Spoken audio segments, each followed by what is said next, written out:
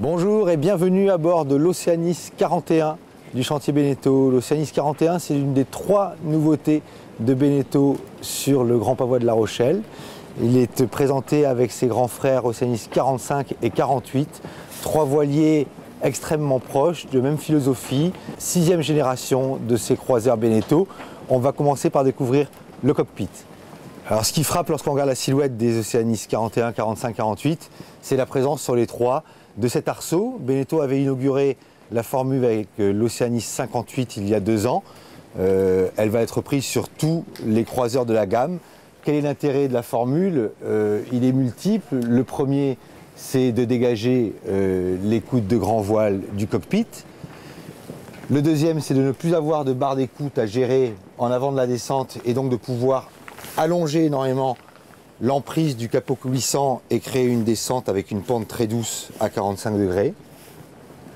Et puis, troisième intérêt, c'est de pouvoir accrocher de manière très solide et bien intégrée à la ligne la capote de roof qui est un élément désormais indispensable en croisière. Alors on peut noter un inconvénient quand même de la formule, il n'y a pas que des avantages, c'est quand même ça renvoie la baume assez haut.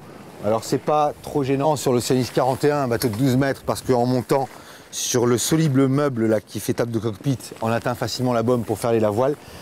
Par contre, c'est un peu plus critique pour les petits gabarits sur l'Oceanis 45 et 48.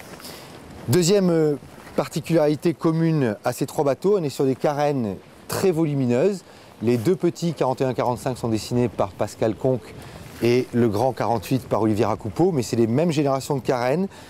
C'est très large à l'arrière avec un bouchon évolutif et donc ça permet d'avoir des largeurs de cockpit extrêmement importantes. On a un très beau passage ici entre la table et le banc. On a 2 mètres de longueur de banc ici et c'est très agréable en équipage nombreux. Troisième point commun entre les 3 Oceanis, ce concept de plateforme arrière. Le tableau en navigation est fermé avec une découpe que vous voyez ici. On a un banc qui permet aux barreurs de s'asseoir, mais aussi à des équipiers de rester ici au contact, de regarder les GPS qui s'articulent. Et pour le mouillage, on peut ouvrir cette plateforme qui est commandée électriquement. Alors, je vais vous montrer ça, comment ça se passe. On enlève les filières, évidemment, parce qu'elles ne peuvent pas suivre le mouvement. Et ensuite, une commande là, qui permet de basculer la plateforme. Et ce qui est intelligent, c'est que la partie banc devient elle-même à l'horizontale une plateforme qui complète la plateforme de bain. Voilà. Et là, ici, on a un accès à la mer qui est extrêmement large et qui remplace en fait la jupe traditionnelle que l'on connaissait sur les bateaux et qui est en train en fait chez tous les constructeurs de disparaître petit à petit au profit de systèmes de ce type-là. Et là, il y a quand même un beau travail de bureau d'études pour articuler tout ça avec ce vérin électrique.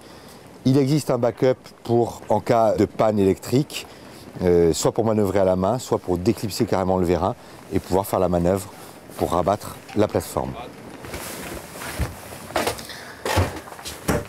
Voilà, on est toujours à bord de l'Oceanis 41, dans le carré. Alors, ce qui frappe en premier lorsqu'on descend ici, c'est la taille et puis la position surtout de l'épontille de mât qui est très au milieu du carré.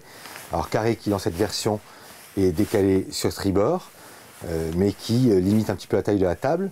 Pourquoi une épontille dans cette position dans le carré? Parce que Pascal Conque sur ses bateaux a toujours dessiné des plans de voilure assez reculés avec des mâts très centrés.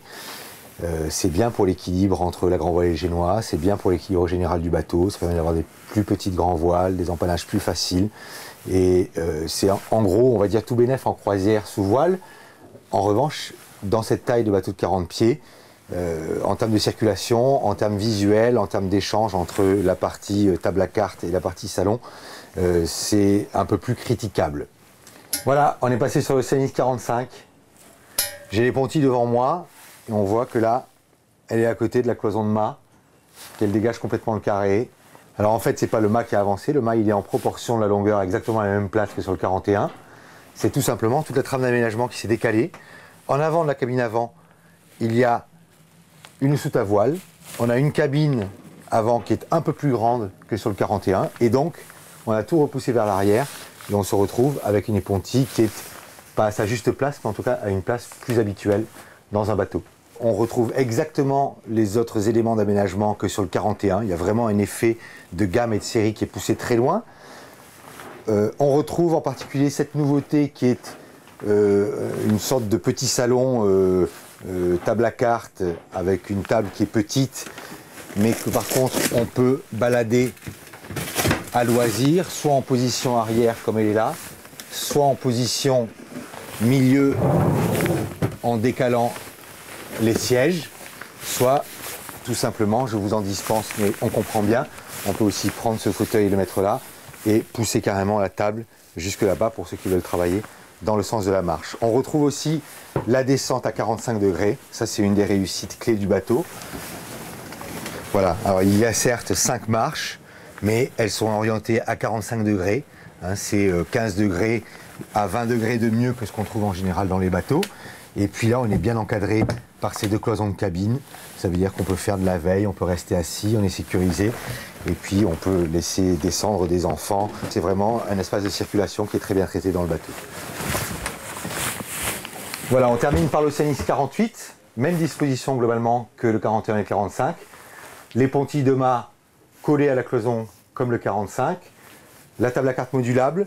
Et par contre, une cuisine de mer qui est bien agencée avec cet évier proche de la descente. Mais la particularité de l'Oceanis 48, il faut aller dans la cabine avant pour la trouver. Et c'est assez intéressant, vous me suivez.